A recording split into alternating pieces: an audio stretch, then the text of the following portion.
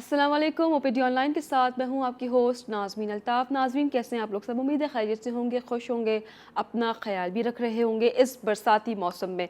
नाज़रीन, वो अब्र रहमत जिसका हम सारा साल इंतज़ार करते हैं, अंदाज़ा नहीं होता कि इस बारिश के आने से जो है वो इतनी तबाहकारियाँ हो सकती हैं। क्या ये इंतज़ामिया की नाअहली है जिसकी वजह से हम इस मुश्किल का शिकार होते हैं? सड़कें जो हैं वो नदी नालों का मंजर पेश कर रही होती हैं, लोग करंट लगने से मर रहे होते हैं। अगर आप बात की जाए तो इतना पानी सड़कों पर जमा होता है कि लोग जो है वो जो चंद मिनट का जो सफ़र है वो घंटों में तय करते हैं। कचरों का ढेर जिस वजह से जो है वो पानी जगह जगह जमा हो जाता है। तो ये जो बारिश है वो अज़ाब जान बन जाती है, समटाइम्स बिजली गायब हो जाती है। तो नाज़रीन, ये जो बारिश का मौसम है, ये जो मौसम चल रहा है, मौसम तो बहुत खुशगवार है, लेकिन इस मौसम में जो है वो बीमारियां भी बहुत सी जन्म लेती हैं। सबसे पहले अगर बात कर ली जाए तो बुखार, नज़ला, ज़ुकाम, ये जो है वो सबसे इम्पॉर्टेंट है जो इस मौसम में जो है वो जन्म लेती हैं। फिर आजकल जो है वो माशाल्लाह से ईद भी अनकरीब है, 2-3 दिन बाद जो है वो ईद है, मवेशी मंडियाँ लगी हुई हैं जगह जगह पे, और इस वजह से और भी बीमारियाँ फैलती हैं। तो आप बहरहाल आज हम अपने शो में डिस्कस करेंगे, नज़ला ज़ुकाम के हवाले से बात करेंगे। तो आपके भी जो दीगर मसाइल हैं या जो भी आप बात करना चाहते हैं तो हमें कॉल कर सकते हैं हमारे नंबर पर। इस वक्त हम लाइव हैं 10 से 11 बजे के दरमियान। जी जनाब, बाकायदा आगाज़ करते हैं शो का और सबसे पहले वेलकम करते हैं डॉक्टर साहब को। अस्सलाम वालेकुम डॉक्टर साहब, कैसे हैं आप? वालेकुम सलाम, अल्हम्दुलिल्लाह ठीक। डॉक्टर साहब, एज़ यू नो कि मौसम तो बहुत खुशगवार है, लेकिन जो है हमारी शहर के हालात, हम मेट्रोपॉलिटन कराची सिटी जो है वो इस कदर आप तो जानते ही हैं, इस सारी सिचुएशन से आप आगाह हैं कि क्या मंजर पेश कर रहा है। सड़कें जो है वो नदी नालों का मंजर पेश कर रही हैं, लोग करंट लगने से मर चुके हैं, 9 लोग जो है वो अभी तक से उनकी अमवात हो चुकी है, और फिर बहुत सी बीमारियां जो हैं वो जन्म भी लेती हैं। तो अगर आज हम बात करेंगे नज़ला ज़ुकाम के हवाले से, तो जी, सबसे पहले अगर मैं बात करूँ बच्चों के हवाले से तो गलत ना होगा, क्योंकि सबसे पहले जो है वो बच्चे इससे अफेक्ट होते हैं। तो उस सवाल से आप क्या कहना चाहेंगे? देखिए इस वक्त जो मौसम तब्दील हुआ है और बारिशों का सीज़न है, जैसे भी आपने कहा कि कुछ चीज़ें ऐसी हैं जो कि हमारे कंट्रोल में है, कुछ नहीं है। बिल्कुल। जिस तरीके से सैनिटरी कंडीशंस हैं, कचरा जगह जगह पड़ा हुआ है, पानी जो है वो साफ़ पानी के साथ मिल रहा है, ये एक बहुत बड़ा इशू है। क्योंकि जब पानी जो है वो साफ़ पानी के साथ मिलता है, गंदा पानी, तो ऐसी सूरत में पेट की बेशुमार बीमारियां जो हैं वो जन्म लेती हैं। और ऑफ एंड ऑन अब इस वक्त जो क्लिनिक की सिचुएशंस है वो अभी सामने है, क्योंकि कोविड की वजह से बहुत सारे हॉस्पिटल्स जो हैं वो रेगुलर बेसिस पे ओपीडी इस तरह ऑपरेट नहीं कर पा रहे हैं। तो वहाँ पर जो कंसर्न्स हैं, छोटी छोटी चीज़ें हैं, अगर हम वो ख्याल रखा जाए तो काफ़ी हद तक जो है जो रूटीन की ये बीमारियाँ, इनसे बचा जा सकता है। इसके साथ साथ ये है कि बच्चे, क्योंकि बहरहाल बच्चे क्या बड़े भी जो है वो इस बारिश में नहाते भी हैं, और पानी जो है वो इसके ज़रिए हलक में भी जाता है, मुंह में भी मुख्तलिफ़ तरीक़ों से, और कान में भी जा रहा होता है। बाज़ औक़ात इवन आँखों में भी जो है वो, क्योंकि ज़ाहिर बात है पानी है और वो मिक्स है। बहुत सारे जो बच्चे मैंने देखा है ऐसे कि वो बहुत ही ख़राब और गंदे पानी के अंदर जो वो इवन नहा रहे होते हैं। तो ये चीज़ इंतहाई नुकसानदेह है। जैसे अभी आपने कहा कि छोटे बच्चे हैं या जो इवन जो बच्चे बाहर खेल रहे होते हैं इन बारिश के पानी में या वैसे भी, तो जो कॉमन चीज़ें देखने में आती हैं उसके अंदर एक तो पेट की बीमारी है, बिल्कुल। प्लस खांसी के हवाले से। क्योंकि लास्ट टाइम जब हमने फ़ीवर पे बात की थी, उसका ऑब्जेक्टिव यही था कि थोड़ी सी आगाही डेवलप हो लोगों में कि फ़ीवर अगर हो रहा है तो ऐसी सूरत में क्या करना चाहिए, कैसे बुखार उतारना चाहिए। बिल्कुल। इसी तरीके से खांसी, क्योंकि एक कॉमन सिम्टम है, लेकिन खांसी एक सिम्टम है, यानी एक अलामत है, और इस अलामत के पीछे जो वजूहात हैं वो बेशुमार हो सकती बिल्कुल। हैं। ठीक है। डॉक्टर साहब, एज़ यू नो कि कोविड-19 भी चल रहा है, तो नज़ला ज़ुकाम जो है हमें कैसे पता लगेगा कि वो आम नज़ला ज़ुकाम है या ये कोविड-19 का नज़ला ज़ुकाम है? अच्छा देखें, कोविड के हवाले से जब बात हमने कई दफ़ा हुँ। करी तो उसमें कि तुमने ये बात हुई थी कि उसके जो सिम्टम्स हैं उसमें फ़ीवर, ठीक सही। है, और फ़ीवर के साथ हेडेक भी है, कफ़ भी होती है, ठीक है। और कफ़ के साथ साथ जब नाक है, नाक में सेंस ऑफ स्मेल जो है वो तब्दील हो जाती है, ठीक है। मुंह का टेस्ट भी जो है वो ख़राब होता है। ऑल्दो कि बहुत ही सेलेक्टिव्स हैं, जैसे कोल्ड एंड फ्लू का जब सीज़न आता है तो उसमें भी जो सेंस ऑफ स्मेल है वो कई जगह चेंज हो जाती है, लेकिन ऐसा 100% नहीं हो रहा होता। जबकि कोविड के अंदर ये देखा गया कि जो सेंस ऑफ स्मेल है और टेस्ट जो है वो ख़राब हो जाता है। बिल्कुल। तो इसमें आप डिफरेंशिएट बहुत ज़्यादा तो मैं बहुत नहीं कह सकता, क्योंकि वायरल है, वो भी वायरल इन्फेक्शंस हैं। मोर और लेस सिम्टम्स तकरीबन सेम ही मिले होते हैं। जब हमने कोविड की बात की थी तो हमने बताया था कि इसके सिम्टम्स तकरीबन वैसे ही ऑलमोस्ट है सेम। जैसे कोल्ड एंड फ्लू के होते हैं। लेकिन बहरहाल जो सेंस ऑफ स्मेल है उस पर ध्यान देने की बहुत ज़्यादा ज़रूरत होती है कि जिस किसी को फ़ीवर के साथ सेंस ऑफ स्मेल, यानी उसके सूंघने की जो हिस्स है वो तब्दील हो जाए या ख़त्म हो, तो ऐसी सूरत में ये शक जाता है कि कहीं कोविड तो नहीं है, ठीक है। और उसके लिए टेस्ट भी जो है वो फिर करवाया जाता है। ठीक है। लेकिन नॉर्मल हालात में नज़ला ज़ुकाम क्योंकि इतना कॉमन है, हर घर का मसला है, बच्चों में ख़ास तौर पे, और वालिदैन अक्सर जो है वो इस चीज़ से परेशान हो जाते हैं कि जब ख़ास तौर पे फ़ीवर बच्चों को शुरू हो जाए और खांसी साथ में लग जाए। बिल्कुल। अच्छा, खांसी भी दो किस्म की, एक बहुत रफली मेरे ख्याल से सबके इल्म में कि खुश्क खांसी होती है, और एक जो है वो खांसी जिसके अंदर स्पूटम या बलगम जिसे आप कहते हैं वो ज़्यादा प्रोड्यूस हो रहा होता है। ये दो वाज़े तौर पे जो किस्में हैं खांसी की वो हम डिफ़ाइन करते हैं। लेकिन जैसे मैंने कहा कि ये अलामत है, और इस अलामत के पीछे वजूहात बेशुमार हो सकती हैं। अमूमन ये होता है कि हम सबसे कॉमन वजूहात की तरफ ध्यान देते हैं कि सबसे कॉमन फैक्टर्स क्या हो सकते हैं। चाहे ठंड का लगना, जिसे आम लफ्ज़ों में कहते हैं, बेसिकली जब ठंड लगने से मुराद होती है तो उसका मकसद ये नहीं है कि जो ठंडी हवा है उसकी वजह से कफ़ होती है। एक्चुअली जब सीज़न चेंज होता है तो वायरस और बैक्टीरिया जब रेप्लिकेट करते हैं, मल्टीप्लाई करते हैं, तो वो स्प्रेडिंग होती है, और कोल्ड एंड फ्लू जिसे हम कहते हैं ये एक तरीके का पेंडेमिक है, ये स्प्रेड होता है और एनवायरमेंटली स्प्रेड होता है। जब हवा चलती है तो जो भी इनहेल कर रहा है वो इससे मुतासिर हो सकता है। डॉक्टर साहब, ये तो आपने बात की कि किस तरह से मुतासिर हो सकते हैं, लेकिन आजकल जो आपको पता है बर्दियाँ लगी हुई हैं, बच्चे जो हैं वो इतने ना समझ हैं, वो नहीं मानते हैं, ना वो मास्क का इस्तेमाल करते हैं, ना ही वो ग्लव्स पहनते हैं, और ना ही वो सैनिटाइज करते हैं। तो जाहिर सी बात है बच्चे जो है वो ज़्यादा इफेक्ट होंगे। तो उस हवाले से आप क्या कहना चाहेंगे पेरेंट्स को स्पेशली? जी बिल्कुल, देखें अभी जैसे कल भी जब हम बात कर रहे थे कि बच्चे जो हैं वो ज़्यादा ज़िद करते हैं मंडी में जाने के हवाले से कि मवेशी मंडी जाना है। बात सारी ये है कि क्योंकि पॉल्यूशन बहुत ज़्यादा होता है, एलर्जेंस बहुत ज़्यादा हैं। जब हम नॉर्मल हालात में घर के अंदर बैठ के बच्चों में या थोड़ा बहुत बाहर निकले और वो खेले, और ऐसी सूरत में वो एलर्जेंस जो है वो कैच करते हैं और उनको नुकसान पहुंचाते हैं, जिसमें कफ़ एंड फ्लू जो है, कोल्ड एंड फ्लू और कफ़ होना ये कॉमन होता है। तो ऐसे एनवायरनमेंट में जहाँ पर धूल मट्टी उड़ रही होती है, ठीक है अभी बारिश की वजह से अगर वो चीज़ बैठ भी गई है, इसके बावजूद वायरस और बैक्टीरिया ख़त्म तो नहीं हुए ना, तो वो चीज़ जो है वो बच्चों के लिए ज़्यादा नुकसानदेह है।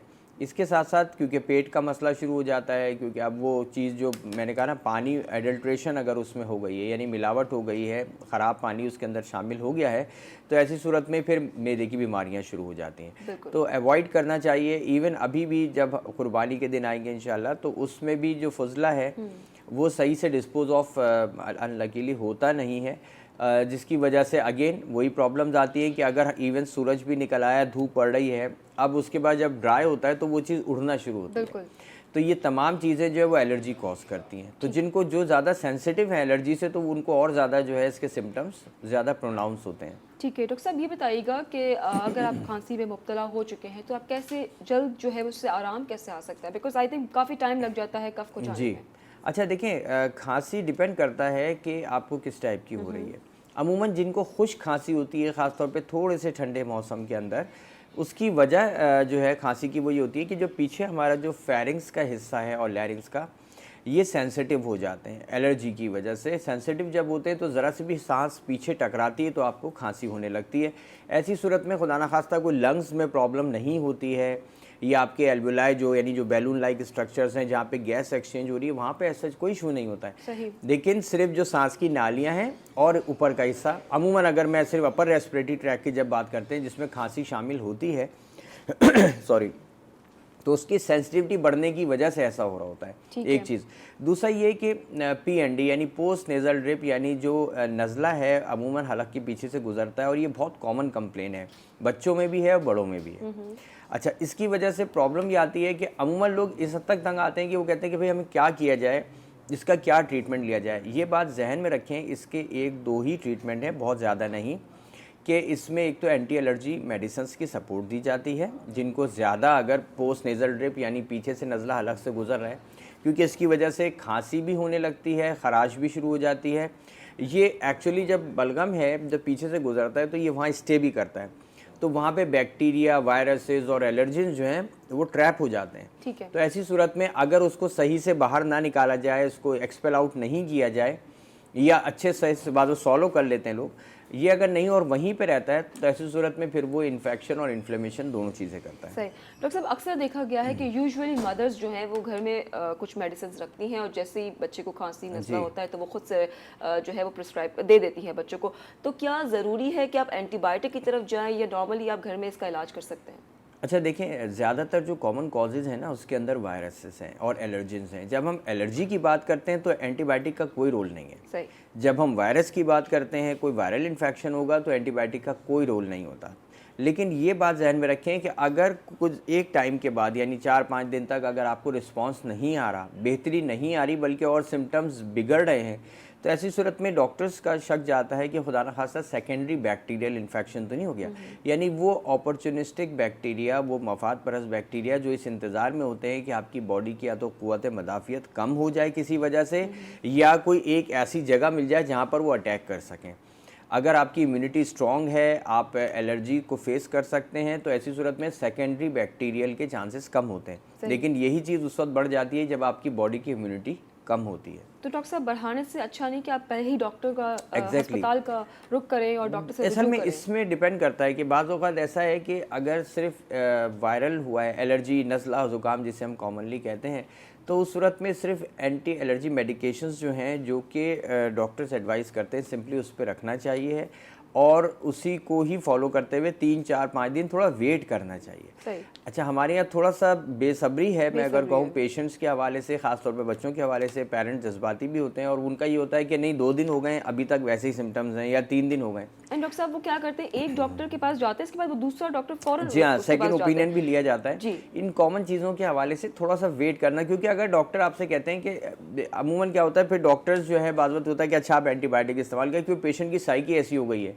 जबकि ideally most of the doctors advice नहीं करते हैं उस वक्त तक एंटीबायोटिक जब तक कि उसकी नीड ना हो। सही। लेकिन पेशेंट्स बाद और ऐसा भी होता है कि वो अपने ही रिलेटिव में कंसर्न होता है, वो डिस्कशन में आता है और कहते हैं जी उसने वो वाली एंटीबायोटिक दी थी, उससे बहुत अफाका हो गया था। 3 से 4 दिन आपको वायरस को वैसे ही हो गए या एलर्जी को वैसे ही हो गए। अब बॉडी का अपना एक रिस्पांस बन रहा है, एंटीबॉडीज़ बन रही हैं, बॉडी उससे फाइट कर रही है।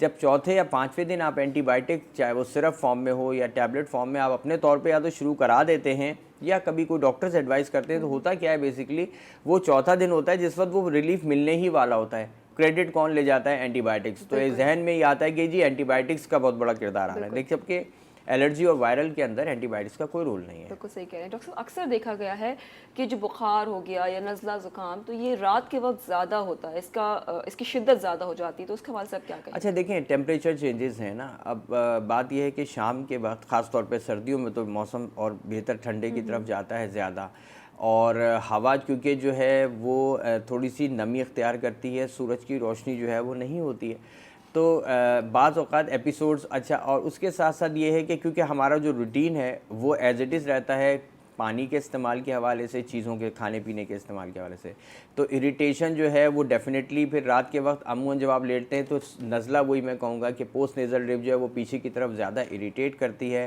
रनी नोज़ बाज़ वक्त जिनको होती है वो चोकिंग होने लग जाती है, ब्लॉक होने लग जाती है, तो सिम्टम्स थोड़े से मार्क्ड हो जाते हैं इसके अंदर। तो डॉक्टर साहब इसको कैसे क्योर अच्छा, करें अब रात में? इवन जो एज़मेटिक पेशेंट्स हैं या एलर्जिक राइनाइटिस इंड्यूस एज़मा जिनको है, यानी जिनको दमा है लेकिन वो इसकी वजह क्या है? Allergy.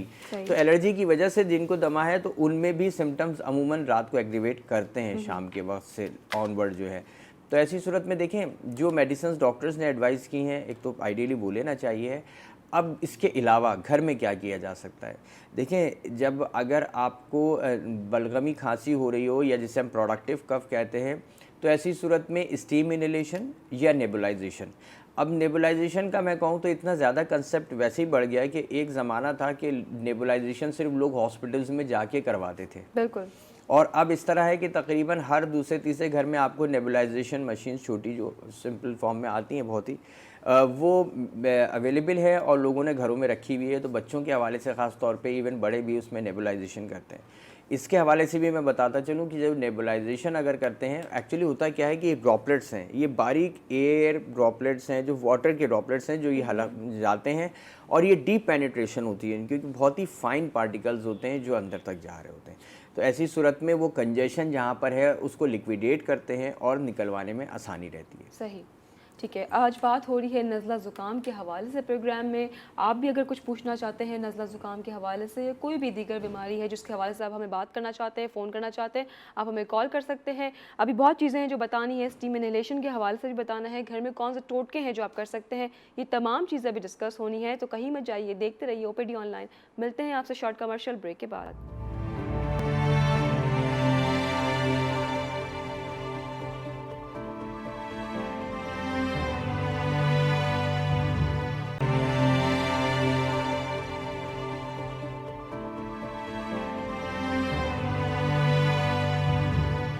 Welcome back from the break. आप देख रहे हैं ओपीडी ऑनलाइन। बात हो रही है नज़ला ज़ुकाम के हवाले से। सो आपने जो भी क्वेश्चंस करने हैं इस हवाले से आप हमें कॉल कर सकते हैं। इस वक्त हम लाइव हैं। चलें डॉक्टर साहब की जानिब चलते हैं और पूछते हैं कि जब डॉक्टर साहब ये बताइएगा, खांसी में अक्सर जो है देखा गया है कि सांस फूलने की शिकायत भी हो जाती है, तो इस हवाले से आप क्या कहेंगे? अच्छा देखें, खांसी जब नॉर्मल हो रही होती है, अमूमन बड़ों की मैं बात करूं ख़ास तौर पे, जो खांसी है एक तो ये है कि जो सीज़न चेंज होने की वजह से या एनवायरमेंटल एलर्जी की वजह से जो है वो खांसी होती है। उसमें भी सांस इसलिए फूलने लगती है कि जब एलर्जी होती है तो आपके जो सांस की नालियां हैं उसमें सिकुड़ाव पैदा होने लगता है। अच्छा, जब ये सिकुड़ाव पैदा होता है तो ऐसी सूरत में हवा है, जो ऑक्सीजन है, वो सही तरीके से लंग्स में नहीं पहुंच पाती, जिसकी वजह से अमूमन सांस फूलना शुरू होती है। ये सबसे ज़्यादा कॉमन है। इसके साथ साथ जो आपके एस्थमेटिक पेशेंट्स हैं ऑलरेडी, कि जो सेंसिटिव हैं कि जिनको ज़रा सा भी टेम्परेचर चेंजेस हों, एनवायरमेंटल चेंजेस हों, उनका इम्पैक्ट उन पर आता है, तो ऐसी सूरत में उनको ज़्यादा ये कंप्लेन आती है। इसके अलावा कार्डिक पेशेंट्स के हवाले से भी कहा जाता है कि जो कार्डिक पेशेंट्स हैं अमूमन वैसे तो उनको ये होता है कि जब वो चलना फिरना या एक्सर्शन करते हैं तो ऐसी सूरत में उनको सांस लेने में दिक्कत होती है। इसके साथ साथ नॉर्मली जब अगर हार्ट ज़्यादा वीक हो, खुदा ना खास्ता, तो ऐसी सूरत में पल्मोनरी एडिमा जिसे हम कहते हैं कि फिर लंग्स में थोड़ा सा कंजेशन और पानी भरना शुरू होता है, जिसकी वजह से सांस फूलती है। वो बिल्कुल डिफरेंट है और उसमें जो खांसी होना है वो बिल्कुल डिफरेंट है। यानी जो ओल्ड एज के अंदर जिनको कार्डिक प्रॉब्लम है, अगर खुदा ना खास्ता उनको खांसी हो रही है, और उस खांसी की ख़ास अलामत ये है कि जब आप फ्लैट लेटेंगे तो खांसी बढ़ जाएगी, सांस लेने में मज़ीद दिक्कत पैदा होगी। जैसे ही आप बैठेंगे तो आपको खांसी में कंपैरेटिवली आराम आएगा। उसकी वजह ये होती है कि जो वाटर लेवल अगर डेवलप हो रहा होता है वो नीचे की तरफ सेटल डाउन होता है, तो ऑक्सीजन एरिया बढ़ जाता है। जब वो फ्लैट लेटते हैं तो ऑक्सीजन एरिया कम हो जाता है और पानी का लेवल इक्वली डिस्ट्रीब्यूट होने लगता है, जिसकी वजह से सांस लेने में ज़्यादा दिक्कत पैदा हो जाती है। ठीक है डॉक्टर साहब, ये तो हम बात कर रहे हैं नज़ला ज़ुकाम की, लेकिन अभी जो बारिश का समा है और उसमें जो पानी सड़कों पर मौजूद है, तो इस हवाले से मैं जानना चाहूँगी, आप लोगों को क्या आगाही देना चाहेंगे कि कम से कम घर से बाहर निकले, बिकॉज ये जो पानी सड़कों पर जमा है ये इतना गंदा पानी है कि इससे आपको क्या बीमारी जो है वो लाहक हो सकती है। अच्छा, इसका जवाब मैं आपसे लूँगी, लेकिन एक स्कॉलर ने भी हमें ज्वाइन किया। हेलो, अस्सलाम वालेकुम। हेलो, अस्सलाम वालेकुम। वालेकुम अस्सलाम। कौन बात कर रही है, कहाँ से? मैं फरवर शबीर बात कर रही हूँ रावलपिंडी से। जी, क्या पूछना चाहेंगी आप डॉक्टर साहब से? सर, मेरे भाई को और मेरे बेटे दोनों को, मेरा भाई 18 साल का है और मेरा बेटा 2 साल का है। ठीक है। इनको ये प्रॉब्लम है कि रात को सोते वक्त सुबह उठ के और या ठंडा पानी पियेंगे या नहाएंगे तो फौरन इनको छींकें स्टार्ट हो जाती हैं और उसमें बलगम भी आता है। जी, ठीक है। और बहुत सीवियर एलर्जी है। दवाई देते हैं तो थोड़ी देर फर्क पड़ जाता है दवाई से, लेकिन फिर जो है वही प्रॉब्लम स्टार्ट हो जाती है। ठीक हो गया। अच्छा, तो एज आपने कितनी बताई? 18 साल एक बताई, 2 साल का बच्चा है और उनका? 2 साल का बच्चा है। ठीक है। उसे 1 साल हो गया, उसे ये एलर्जी है। और ठीक है। अगर केला जो है, केले से तो बहुत स्वेयर हो जाती है। अगर शुरू में हमें पता तो केले से ही चला, हमने इसको केला दिया तो उसके बाद पूरे जिस्म पे रैशेज आ गए और बहुत इसकी ना ऐसे सांस बंद होने लग गया, बहुत ज्यादा तबीयत ठीक है। खराब हो गई थी। ठीक है। उसके बाद से तो सुबह उठता है, रात को, हर वक्त। अभी भी मेरे बेटे को यही मसला हुआ है, तो आपका प्रोग्राम चल रहा था तो मैंने कहा आपसे पूछूं कि क्या जी। करना चाहिए हमें। अच्छा देखें, बिल्कुल ऐसा है कि जो दोनों में अगर मैं कहा जाए कि सेंसिटिविटी है, एलर्जिक जो है ना, वो एलर्जिक सेंसिटिविटी बहुत ज़्यादा है, और जिसकी वजह से हसासियत जब बढ़ जाती है तो ज़रा से भी कोई भी ऐसा फैक्टर, कोई भी ऐसी चीज़ जो है वो ट्रिगर करती है, बढ़ाती है, बढ़ावा देती है, और फिर सिम्टम्स अलामात ज़्यादा हो जाती है। जैसे कि अभी आपने कहा कि उनको खांसी का भी होता है या चेस्ट कंजेशन बहुत ज़्यादा शुरू हो जाती है। अच्छा, ऐसी सूरत में बज़ाहिर जैसे और पता चल जाए कि किस पर्टिकुलर चीज़ से जो है उनको इस चीज़ में सेंसिटिविटी बढ़ रही है और एलर्जी के सिम्टम्स बढ़ रहे हैं, तो कोशिश ये करें कि बिल्कुल ही अवॉइड किया जाए और उसको जहन में रख लिया जाए, बल्कि नोट डाउन कर लिया जाए, ताकि वो अमूमन होता क्या है, जैसे किसी को अंडा खाने से एलर्जी होती है, स्किन पे पैचेस आने लगते हैं, जिसे आम लफ्ज़ में पित्ती उछलना कहते हैं, वो एक्चुअली हाइपर सेंसिटिविटी रिएक्शंस होते हैं। इसी तरीके से अगर किसी को कोई चीज़ ऐसे खाने से, केले का आपने कहा कि इस्तेमाल कर रहे हैं, एक्चुअली इसके अंदर सेरोटोनिन होता है अच्छी खासी क्वांटिटी में केले के अंदर, और बाज़ औक़ात ये है कि कफ़ के अंदर अमूमन डॉक्टर्स भी बाद में एडवाइस कर देते हैं कि अभी आप केला अवॉइड करें, क्योंकि वो फिर जो है एलर्जिक रिएक्शन और सिम्टम्स को जो है एग्रीवेट कर सकता है। तो ये इस चीज़ से एहतियात की जा सकती है, एक बात।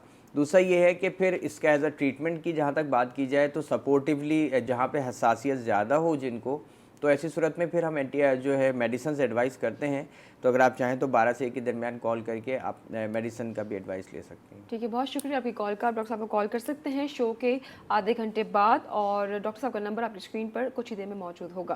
डॉक्टर साहब, हम बात कर रहे थे कि जो पानी ठहरा हुआ है बारिश का, तो सब उसमें कौन कौन सी बीमारियां हैं जो जन्म अच्छा देखिए, स्पेशली स्किन डिजीज? जी जी बिल्कुल, स्किन डिजीज़ भी हैं, साथ साथ जैसे मैंने कहा बहुत ज़्यादा कॉमन हो जाता है मैदे के प्रॉब्लम्स।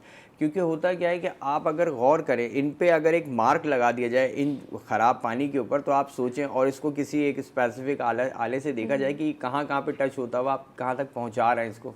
तो ये जो वो जरासीम होते हैं जो कि आप बाकायदा घर तक लेके आते हैं, अपने बर्तनों जो इस्तेमाल कर रहे हैं, यूटेंसिल्स हैं, ग्लास है, कप, ये हर जगह पहुंचता है। क्योंकि आप स्टेप बाय स्टेप इसको ऊपर की तरफ मतलब कहते हैं ना, अपने घर तक इसको पेनिट्रेट करवा रहे होते हैं। जो ख़ास तौर पे नहा रहे होते हैं बच्चे, मैंने देखा छोटे बच्चे जो हैं, अब 2 किस्म के इसमें बच्चे आपको मिलेंगे। एक वो हैं जो इम्यून हो चुके हैं इस चीज़ से, बहुत सारे ऐसे भी हैं जो बहुत ही ख़राब पानी के अंदर वो नहाते भी हैं, और उसके बाद फिर वो अब नॉर्मल, यानी कहते हैं ना कि कोई ना उनको नज़ला होता है ना ज़ुकाम ना, क्योंकि उनकी इम्यूनिटी डेवलप हो चुकी है, एंटीबॉडीज़ डेवलप हो रही हैं। जो रूटीनली ऐसा नहीं आदी होते बच्चे, अब जब वो थोड़ा सा एक्सपोज होते हैं इसके अंदर, तो वहाँ पर उनकी सेंसिटिविटी क्योंकि नहीं होती है, तो रिस्पॉन्स बहुत ज़्यादा होता है, और ऐसी सूरत में फिर उनको प्रॉब्लम शुरू हो जाती है। तो मैदे के, जैसे मैंने कहा, वो प्रॉब्लम शुरू होगी, नज़ला ज़ुकाम के बहरल सिम्टम्स आ सकते हैं, तो ये अवॉइड करने की ज़रूरत है। सही। कॉलर हमारे साथ हैं। हेलो, अस्सलाम वालेकुम। हेलो, अस्सलाम वालेकुम। वालेकुम अस्सलाम। कौन बात कर रही, कहाँ से? मैं लाहौर से गुलनाज बात कर रही। मेरी बेटी मरियम नाज है, उसकी उम्र तकरीबन 20 साल है। ठीक है। तो उसका ये मसला है कि ये जो है ना, इसको काफी अरसे से ना इसको ये मसला बना हुआ है। खांसी होती है इसको, रात को बहुत ज्यादा खांसी होती है, और इसके ना गले में बलगम सी महसूस होती है, और जब सोई होती है तो मतलब इसको 1-2 बजे तक नींद ही नहीं आती। ठीक है। ये जब 5 साल की थी तो इसका ये मसला था। अब ये है भी, ये बच्ची स्पेशल बच्ची है, ना सुनती है ना बोलती है, और इसमें काफी डॉक्टर के पास गई हूँ, बहुत डॉक्टर के पास, गंगाराम गई हूँ, वहाँ पे न्यू हॉस्पिटल, बड़े बड़े हॉस्पिटल में गई है, इसको कोई फर्क ही नहीं पड़ा। जी जी। तो अभी इसका ये मसला है कि जब ये सोती है इसको खांसी आती है, गले में ना बलगम सी महसूस होती है। ठीक है। और जैसा वो पटाखा जो नहीं बनता, ऐसे उसकी आवाज निकलती है। तो काफी मैंने इसका इलाज करवाया है कि इसकी मतलब की तबीयत सही नहीं हो रही। बच्ची बड़ी, वो स्पेशल सी बच्ची है, वो रोती है, कहती है मैं क्या करूँ। मैं हर जगह पे गई हूँ डॉक्टर के पास, तो इसका कोई इलाज नहीं। एज कितनी बताई आपने? 20 साल। 20 साल। इसकी एज 20 साल की है। ठीक है। अच्छा देखें, क्योंकि है तो जो आपने बताया बच्ची को जो है एलर्जी का प्रॉब्लम है बेसिकली ना, तो एलर्जी, क्योंकि वो इस हसासियत की अभी हम बात कर रहे थे कि सेंसिटिविटी बहुत ज़्यादा है, हसासियत बहुत ज़्यादा है, जिसकी वजह से अब ये बलगम भी बनता है रात को, और ख़ास तौर पे यही मैं कहता कि जो हलक के पीछे से नज़ला गुजरता है ये इरिटेट करता है, और बाज़ वक़्त यही चीज़ अगर सुबह कंटिन्यू रहती है, अमूमन लोग नाश्ता जब करते हैं वॉमिट की कंप्लेंट भी करते हैं, बच्चों में भी ये चीज़ प्रॉब्लम आती है। तो बहरहाल आप प्रोग्राम के बाद 12 से 1 के दरमियान कॉल कर लीजिएगा, वो ज़्यादा बेहतर है। इंशाल्लाह मैं आपको मेडिसिन भी एडवाइस कर दूंगा इसके लिए। ठीक है, बहुत शुक्रिया आपकी कॉल का। डॉक्टर साहब का नंबर कुछ देर में आपकी स्क्रीन पे मौजूद होगा, आप उन्हें कॉल कर सकते हैं। डॉक्टर साहब, अगर हम बात करें स्टीम इनहेलेशन की, दोबारा मैं चाहूँगी कि आप थोड़ा सा बताएं उसके बारे में। अच्छा देखें, जहाँ पर अगर कोई नेबुलाइजेशन मशीन अफोर्ड कर सकते हैं, बहुत ज़्यादा खैर महंगी नहीं है अब, वो भी आप ले सकते हैं, और अगर नहीं है तो आप स्टीम इनहेलेशन का इस्तेमाल करते हैं। स्टीम का तरीका जो है वो जहन में रख लें कि पानी लेके उसमें थोड़ा सा नमक डालेंगे, और उसके बाद फिर जो है जब उसकी भाप निकल रही हो, बॉइलिंग टेम्परेचर पे जब वो पहुंच जाता है, उसके बाद सिर्फ आँख पे ज़रूर हाथ रखें। अमूमन होता क्या है, मैंने देखा है कि बहुत सारे ऐसे हैं जो पूरा उसके ऊपर ढाँप लेते हैं, और आँखों पे जो है ना हीट जाती है, जो कि नुकसानदेह है। आँखों को ढाँपना है, सिर्फ नाक और मुँह से सांस लेनी है, और कम अज़ कम अब अक्सर लोग पूछते हैं कितनी देर किया जाए, 3, 4, 5 मिनट, अगर बेहतर हो 10 मिनट तक भी कर लें तो दैट विल बी बेटर। एक बात। उसके बाद जब हम स्टीम इनहेलेशन कर लेते हैं तो फौरी तौर पे एकदम से ठंडे एनवायरनमेंट में ना जाए, थोड़ी देर मुंह को ढाँप के रखें, वार्म रखें, ताकि टेम्परेचर वेरिएशन ना हो, एक चीज़। दूसरा, छोटे बच्चों में हम टैपिंग भी करते हैं, या थोड़े बुजुर्ग हजरात जो स्टीम इनहेलेशन लेते हैं उनमें टैपिंग का होता है कि पीछे आप कमर पर थपथपाते हैं ज़रा ज़ोर से, यानी एक झटका सा हल्का सा लगना चाहिए। तो ऐसी सूरत में जहाँ पे कंजेशन आया हुआ लंग्स के अंदर, वो स्टिफ हो गया है, हार्डनिंग हो गई है, तो स्टीम लेने से वो सॉफ्ट हो जाता है। सॉफ्ट के बाद जब आप इसको टैपिंग करते हैं तो वहाँ से वो मूव करता है, तो जब वो खांसते हैं या एक्सपेल आउट करते हैं तो काफ़ी हद तक उनको रिलीफ मिलता है। ठीक है डॉक्टर साहब, हम टैपिंग को दोबारा से डिस्कस करेंगे बिकॉज अभी यकीनन नाज़रीन को कुछ इसमें समझ नहीं आया होगा, लेकिन कॉलर हमारे साथ है। हेलो अस्सलाम वालेकुम। हेलो अस्सलाम वालेकुम। वालेकुम अस्सलाम, कौन बात कर रहे हैं? डॉक्टर साहब से बात करनी थी। डॉक्टर साहब मैं हार्ट पेशेंट हूँ। जी जी। 3 आर्टरीज मेरी बंद हैं, तो ये अपना मुझे जो है ना हार्ट से जो है ना लंग्स में पानी आता है, तो फिर मेरी हाय हाय शुरू हो जाती है। जी जी। फिर मैं कुछ मेडिसिन लेता हूँ तो थोड़ा सा फर्क पड़ता है। ठीक है। तो इसके लिए क्या करूँ? लंग्स में पानी जाना जो है वो सांस की भी साथ में तकलीफ हो जाती जी, है। बिल्कुल। तो इस बारे में मुझे थोड़ा बताएं। अच्छा। फिर मैं आपसे पता है 12 या 1 बजे के बाद मैं बात जी, कर लूंगा। 12 से 1। जी लेकिन जी। फिलहाल अच्छा, एक जी। चीज़ आपसे मैं पूछना चाहूँगा, आपने इको करवाया होगा, ईएफ कितना है, इजेक्शन फ्रैक्शन? इको सर मेरा तो डॉक्टर साहब था 20 से 25, फिर 30 हो गया, फिर 35 हो गया। ठीक है। अच्छा, होता क्या है जी, देखें बहुत शुक्रिया आपकी कॉल का, 12 से 1 के दरमियान ज़रूर कॉल कीजिएगा। देखें पॉइंट ये कि जब इजेक्शन फ्रैक्शन कम होने लगे, यानी आपकी हार्ट की पंपिंग की सलाहियत कम होने लगे, ख़ास तौर पे लेफ़्ट वेंट्रिकल की, तो ऐसी सूरत में जो है वो कंजेशन प्रोड्यूस होने लगता है, बैक फ्लो बनता है, यानी जो ब्लड जो है लंग्स से आपका लेफ़्ट एट्रियम में आना है, यानी लेफ़्ट साइड के हार्ट में आना है ऊपर से, वो स्टकअप होने लगता है। तो ये इसकी वजह से आपका जो एक्चुअली पानी होता है, वो पानी क्या होता है, ब्लड का जो सीरस पार्ट है, जो वाइट पार्ट है ट्रांसपेरेंट, वो निकलना शुरू हो जाता है और लंग में भरना शुरू होता है। इसे पल्मोनरी एडिमा कहते हैं। तो ऐसी सूरत में डेफिनेटली आपको कफ का प्रॉब्लम आता है। इसमें यूरिन पास करने के हवाले से दवाइयाँ दी जाती हैं ताकि आपका जो डायस्टोलिक प्रेशर है उसको रिड्यूस किया जाए किस तरीके से। तो आप दवाई के हवाले से मुझसे डिस्कस कर लीजिएगा 12 से 1 के दरमियान। ठीक है, कॉलर हमारे साथ हैं। हेलो अस्सलाम वालेकुम। हेलो हेलो अस्सलाम वालेकुम। वालेकुम अस्सलाम, कौन बात कर रही है, कहाँ से? मैं आलिया बात कर रही हूँ इस्लामाबाद से। जी, क्या पूछना चाहेंगी आप?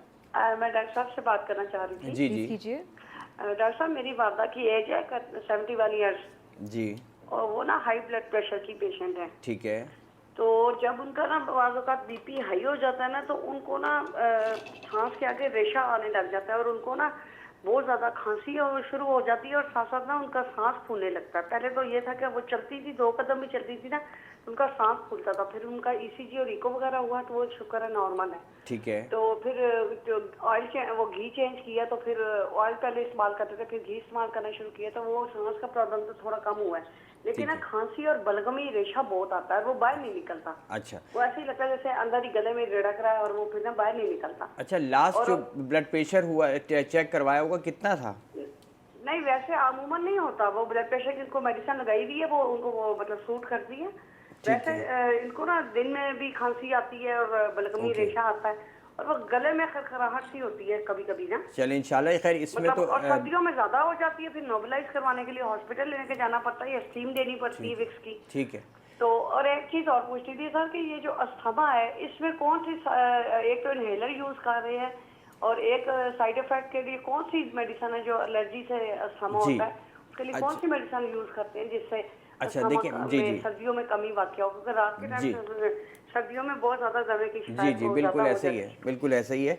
बेसिकली जैसे मैं पहले अभी जिक्र कर रहा था, एलर्जिक राइनाइटिस इंड्यूस्ड एस्मा कहते हैं इसको, यानी एलर्जी की वजह से दमे का होना। अच्छा, प्रॉपर ये वो दमा नहीं होता जो एक्चुअल जिसे एस्मा कहते हैं, लेकिन एलर्जी की वजह से बिल्कुल वैसे ही होने लगता है कि जो आपकी सांस की नालियाँ हैं वो सुकड़ाव आने लगता है उनके अंदर।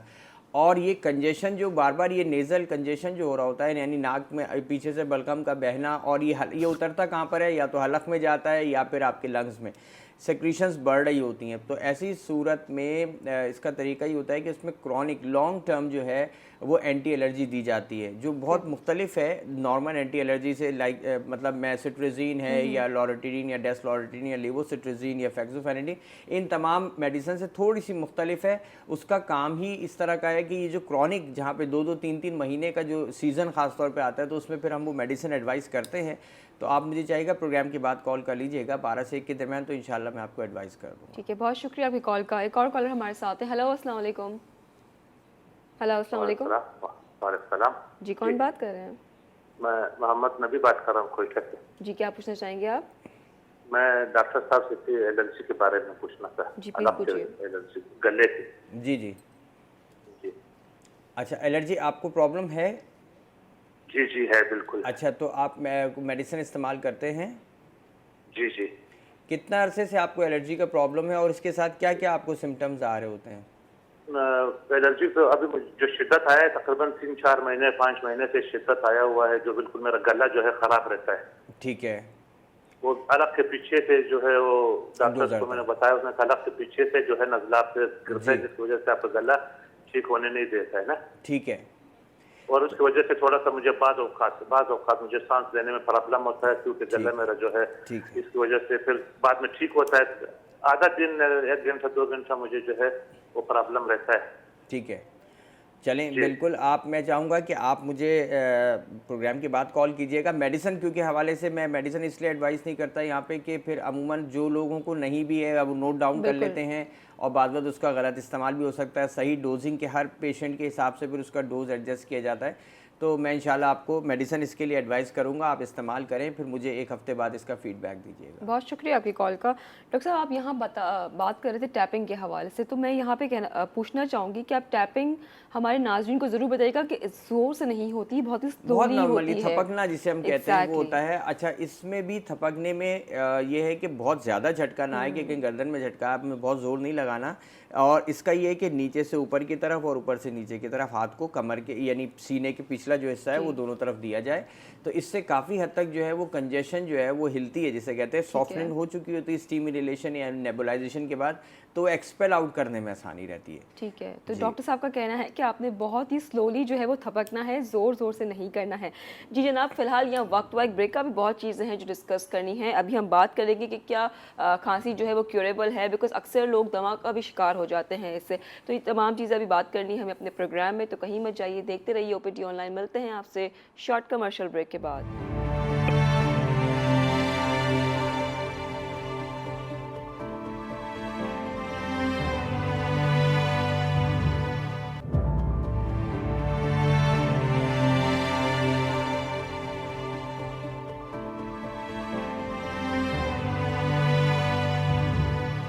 Welcome back from the break. आप देख रहे हो ओपीडी ऑनलाइन। बात हो रही है आज कफ और नज़ले पे हम बात कर रहे हैं। नाज़रीन, मैं डॉक्टर साहब मैं आपसे पूछना चाहूँगी कि कुछ लोगों को ये शिकायत रहती है, पूरा साल उनको नज़ला ज़ुकाम की शिकायत रहती है, तो उसमें क्या करना चाहिए? अच्छा देखें, बहुत सारे, चाहे बच्चों में भी देखने में ही आता है, बड़ों में भी ये चीज़ देखने में आती है कि जिनको पूरे साल कमोबेश यानी कभी ऐसा हुआ कि हफ्ता 15 दिन थोड़ा सही रहा, उसके बाद फिर दोबारा से ही शुरू होता है। हर बंदे की जो हर शख्स की जो है ना वो सेंसिटिविटी और इम्यूनिटी एक दूसरे से वेरी करती है। एक बात, अच्छा इसमें 2 फैक्टर्स होते हैं, या तो बहुत ज़्यादा हसासियत होती है और कुछ में बिल्कुल हसासियत कम हो, यानी उनकी या इम्यूनिटी इस हद तक कम होती है कि वो कोई भी चीज़ जो है वो उनको इरिटेट कर सकती है, उनको मुतासिर कर सकती है और सिम्टम्स इस टाइप के अपीयर हो सकते हैं। ठीक है, अब इसमें 2 चीज़ें, एक तो ये कि इम्यूनिटी को स्ट्रॉन्ग करने की ज़रूरत है।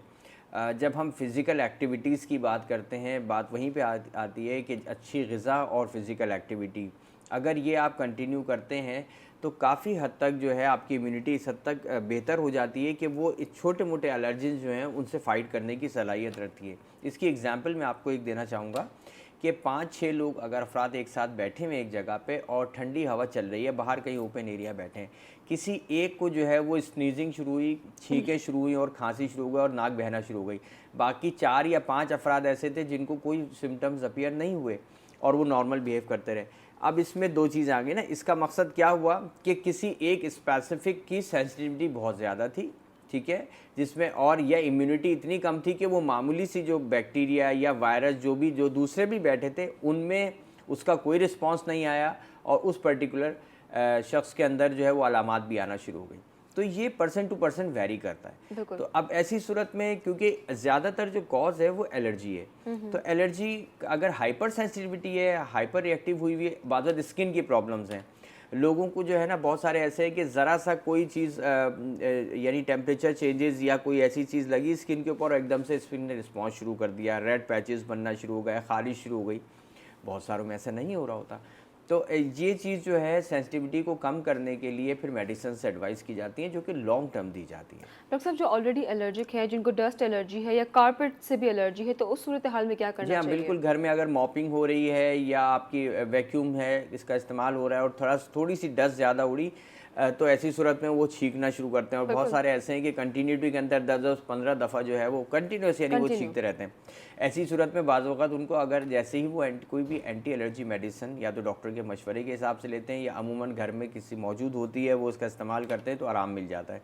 और देखिए उसकी वजह वही निकल के आ रही है कि सेंसिटिविटी है, हाइपर एक्टिव हैं, तो ऐसी सूरत में उनकी हाइपर एक्टिविटी को कम करना पड़ता है। ठीक है, यानी एक बैलेंस बरकरार रहना चाहिए बॉडी। सही। डॉक्टर साहब, कुछ सिरप्स ऐसे हैं जिन सिरप से कुछ लोगों को फ़ायदा होता है, कुछ लोगों को नहीं होता है, तो सवाल से आप क्या कहना चाहेंगे? अच्छा देखें, जो कफ सिरप, जी हाँ, कफ सिरप्स ओवर द काउंटर जो है वो हमारे पास कोल्ड एंड फ्लू की बहुत सारी प्रिपरेशंस इंटरनेशनली भी और पाकिस्तान की भी हम बात करें तो यहाँ पर भी बहुत अवेलेबल हैं। यहाँ तो खैर हर चीज़ जो है वो ओवर द काउंटर मिल जाती है ईजीली, डॉक्टर प्रिस्क्रिप्शन की बदकिस्मती से ज़रूरत ही नहीं पड़ती और डायरेक्ट ही जाके कोई भी चाहे वो मेडिसिन इस्तेमाल कर सकते हैं। ये गलत है।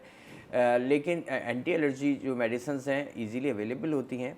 कुछ में उसका रिस्पांस आता है, कुछ में नहीं आता। एक्चुअली वजह ये होती है कि जो कफ सप्रेसेंट सिरप्स आते हैं, ख़ास तौर पे डेक्स्ट्रोमेथॉर्फिन, जिस भी सिरप के अंदर डेक्स्ट्रोमेथॉर्फिन मौजूद है तो वो ख़ास तौर पे याद रखें कि वो कफ सप्रेसेंट है, प्रॉपर कफ सप्रेसेंट है। ठीक है। तो डॉक्टर साहब, हम इसको कंटिन्यू करेंगे कि हम कॉलर भी साथ में शामिल कर लें? ओके।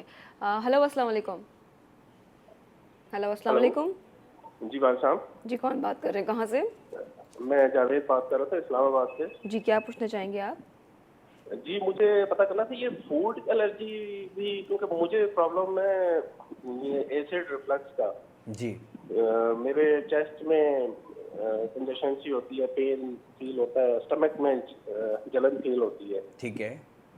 तो ये इससे फूड से भी रिलेटेड है। मैं पहले एलोपैथिक ट्रीटमेंट कराता रहूं तो उन्होंने तो ये राइजिक वगैरह मुझे दी थी। उससे मुझे कोई कितने अरसे के लिए आपने ये मेडिसिन ली थी? जी, कितने अरसे के लिए आपने ये मेडिसिन ली थी जो अभी आप बता रहे हैं, जो ओमिप्राजोल है? ये तकरीबन 3-4 महीने में लेता हूँ। ठीक है। मुझे कोई खास इससे इफेक्ट नहीं हुआ। ठीक है। फिर मैं एक होम्योपैथिक डॉक्टर के पास गया था, उन्होंने मेरा ना एलर्जी का टेस्ट कराया। आईजी लेवल फिर मेरा काफी ऊपर था। ठीक है।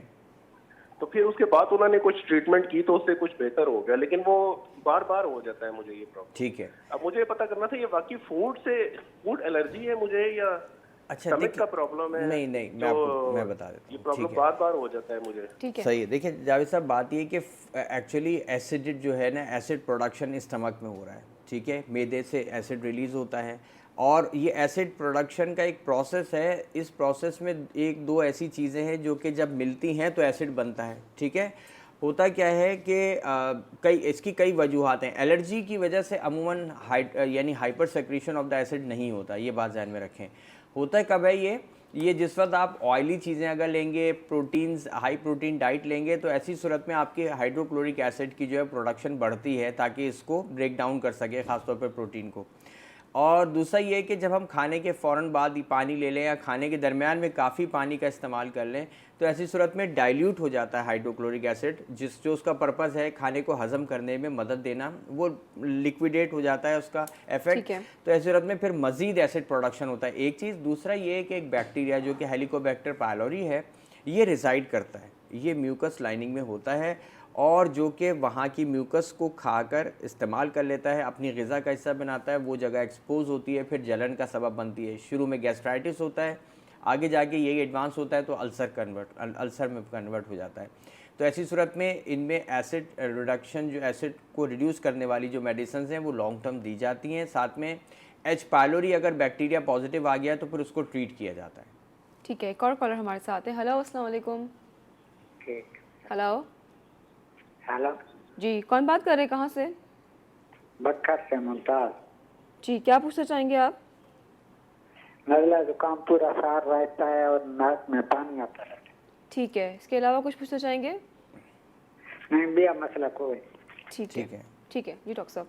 अच्छा बहुत शुक्रिया देखें, कॉल का। जैसे अभी इन्होंने बताया मुमताज़ साहब ने कि इनको भी वही प्रॉब्लम है कि एलर्जी बार बार हो रही है। एक बात ध्यान में रखें कि हम जिस एनवायरनमेंट में रह रहे होते हैं उसका बड़ा इफेक्ट होता है। बिल्कुल। बाज़ औक़ात लोग फैक्ट्रीज़ के करीब रहते हैं। मैं इसलिए एक जनरल बात कहता हूँ कि ये आपके सवाल को भी एड्रेस कर दे, बाकी जो लोग नहीं कॉल कर पा रहे हैं इस वक्त या सिर्फ वो सुन पा रहे हैं तो उनको कम से कम आइडिया हो जाए। जहाँ जहाँ पे आप विसिनिटी में अपने सराउंडिंग्स में देखना पड़ता है कि वहाँ से कौन से ऐसे फैक्टर्स हैं जो आपके ऊपर मुस्तकिल तौर पे असरअंदाज हो रहे हैं। जैसे मैंने कहा कि कॉटन फैक्ट्रीज़ हैं या और कोई दूसरी फैक्ट्री जहाँ से धुआं मुस्तकिल तौर पे निकलता है, उनके करीब के जो इलाके के लोग रिहायशी हैं, मेजॉरिटी ऑफ द लोगों को जो है ना प्रॉब्लम होती है इस टाइप की कि एलर्जी जो है बार बार होने लग जाती है क्योंकि उनका एक्सपोजर होता है उस केमिकल से। तो एक चीज़ देखने की ज़रूरत है, दूसरी है कि इम्यूनिटी को स्ट्रॉन्ग करने की ज़रूरत है। विटामिन सी का इस्तेमाल बढ़ाया जाए, मल्टीविटामिन जो है वो रेगुलर बेस पे इस्तेमाल की जाए, बी कॉम्प्लेक्सेस का इस्तेमाल किया जाए, एक इससे फ़ायदा होगा। बाकी अगर खुदा न खास्ता ये बरकरार रहती है तो उस सूरत में जैसे मैंने कहा कि chronic long term anti allergy medicines का भी इस्तेमाल करना पड़ता है। ठीक है, बहुत शुक्रिया आपकी कॉल का। डॉक्टर साहब यहाँ पे पूछना चाहूँगी, समटाइम्स आपको जब खांसी रहती है आपको पता नहीं लगता कि वो खांसी जो है वो कोई और बीमारी का सबब भी बन सकती है, आपके गुर्दों में पानी भी जमा होना शुरू हो जाता है। इस हवाले से हम बात करेंगे, लेकिन कॉलर हमारे साथ है। हेलो, अस्सलाम वालेकुम। हेलो जी, हेलो, वालेकुम अस्सलाम। कौन बात कर रहे हैं, कहाँ से? जी मैं मियां साकिब बात कर रहा हूँ रोबोट एक्सिंग से। जी, क्या पूछना चाहेंगे आप? मैं डॉक्टर साहब से ये पूछना चाहता हूँ कि डॉक्टर साहब मैं स्मोकर हूँ जी। तो डॉक्टर साहब मुझे ना सुबह के टाइम में खांसी बहुत ज्यादा आती है। ठीक है। बाकी मैं टाइम तकरीबन ठीक रहता हूँ, सुबह के टाइम में बहुत ज्यादा ठीक हो खांसी गया। आती है। कितना अरसे से आप स्मोक कर रहे हैं? सर तकरीबन मेरी 42 ईयर्स एज है और मैं तकरीबन 18 साल की उम्र से पी रहा हूँ। ठीक हो गया। अच्छा देखें, होता क्या है कि जैसे 22-24 साल आपको सिगरेट पीते हुए हो गए हैं, होता ये ब्रोंकाइटिस डेवलप होने लगता है। अच्छा, ब्रोंकाइटिस क्या है? इन्फ्लेमेशन है, यानी सोजिश है कहाँ की, जो सांस की नालियाँ हैं, सांस की नालियों में सोजिश होने लगती है। अच्छा, अब आपने जैसे कहा कि सुबह जब आप उठते हैं तो आपको जो है वो कफ़ होने लगती है, जो उसके बाद फिर जब वो कफ़ एक्सपेल आउट कर देते हैं डेफिनेटली, तो उसके बाद आराम मिल जाता है। ये जो स्मोकर्स जब होते हैं, जो स्मोकर्स स्मोकिंग करते हैं, तो हमारे जो सांस की नालियां हैं उनमें एक हेयर लाइक यानी बाल की तरह के छोटे छोटे ब्रश लाइक स्ट्रक्चर्स हैं जो सारी तरफ मौजूद होते हैं। सीलिएटेड कॉलमनर एपिथेलियल सेल्स कहते हैं इनको। ये जो सीलिएटेड है यानी बाल बने हुए, ये जब स्मोक करते हैं तो ये ख़त्म हो जाते हैं, ये डैमेज हो जाते हैं। इनका काम क्या है कि नॉर्मली जो भी एलर्जेन, जो भी डस्ट जा रही है और जो हमारी अंदर की लाइनिंग से, अंदर जो एक झिल्ली है उससे टकराती है तो वो ट्रैप करते हैं और ये हेयर जो है ये ऊपर की तरफ बाहर निकाल देते हैं। नॉर्मली जब स्मोकिंग करते हैं तो ये जो सीलिएटेड सेल्स हैं, ये जो खलिए हैं, जो हेयर लाइक हैं, ब्रश लाइक हैं, ख़त्म हो जाते हैं, तो अब जमा होना शुरू हो जाता है। वही कंजेशन जो कि बाहर निकलता रहता है दिन में मुख्तलिफ तौर पे, ये चीज़ भरने लगती है। जब आप सुबह सो के उठते हैं तो काफ़ी मिकदार जमा हो जाती है, जिसको फिर आपको एक्सपेल आउट करना पड़ता है। इसे स्मोकर्स कफ भी कहा जाता है। और यही अगर परसिस्टेंट रहे और साल में इस टाइप के कई एपिसोड्स होने लग जाए तो फिर ये ब्रोंकाइटिस में कन्वर्ट हो जाता है, क्रॉनिक ब्रोंकाइटिस, जो कि इंतहाई ख़तरनाक है। ठीक है, बहुत शुक्रिया आपकी कॉल का। डॉक्टर साहब, अभी बहुत चीज़ें हैं जो डिस्कस करनी है, लेकिन वक्त हमारे पास कम है। 1 घंटा किस तरह से गुजर जाता है पता ही नहीं लगता। अभी हमने टीबी भी डिस्कस करनी है, क्योंकि खांसी जब अक्सर होती है तो आप टीबी का भी शिकार होते हैं और खांसी होने की वजह से आपके गुर्दे फेफड़े में पानी भी जमा होना शुरू होता है। तो ये तमाम चीज़ें जो हैं आई थिंक हम लोग कल डिस्कस करेंगे। कल हम लोग दमे पर भी बात करेंगे। आप कुछ ज़्यादा ज़्यादा कोई मैसेज देना चाहते हैं हमारे नाज़रीन को? देखिए, बस मैं यही कहूँगा कि नाज़रीन, जो नज़ले से रिलेटेड जो भी प्रॉब्लम्स हैं वो तो अपनी जगह पर हैं। जैसे आपने कहा कि एज़मा बहुत कॉमन है और ये एलर्जिक सिम्टम्स बहुत कॉमन है। थोड़ा सा मैं चाहूँगा कि इनको मज़ीद एलैबोरेट किया जाए और किस तरीके से इससे बचा जा सकता है। इंशाल्लाह हम कोशिश करेंगे इस पर ज़्यादा बात करें। बिल्कुल, बहुत शुक्रिया डॉक्टर साहब आपके कीमती टाइम का। और कल इंशाल्लाह मैं और डॉक्टर साहब फिर हाजिर होंगे, सेम टाइम सेम चैनल। और टॉपिक जो है वो आपको पता है, कफ और नज़ले पे हम बात करेंगे, साथ ही साथ हम बात करेंगे अस्थमा पे। नाज़रीन, जाते जाते एक ही बात कहूँगी, कोविड-19 स्टिल अभी हम उस फेज़ में हैं, अभी तक से वो थमा नहीं है। लेकिन पाकिस्तान में अल्हम्दुलिल्लाह केसेस कम होते जा रहे हैं बिकॉज ऑफ स्मार्ट लॉकडाउन जो हमारे वज़ीर आज़म इमरान खान ने लगाया है। तो आप कोशिश कीजिए कि SOPs को फॉलो कीजिए, मवेशी मंडियों में कम जाइए, अगर जा रहे हैं तो बच्चे और बूढ़े तो स्पेशली अवॉइड कीजिए। लेकिन अगर आप मर्द हजरात जा रहे हैं तो अपना मास्क, अपना सैनिटाइज़र और ग्लव्स के साथ जाइए और जितना हो सके लोगों से मेल जोल कम कीजिए। आपसे इंशाल्लाह फिर कल मुलाकात होगी। मुझे डॉक्टर साहब को दीजिएगा इजाज़त। अल्लाह ने के बान।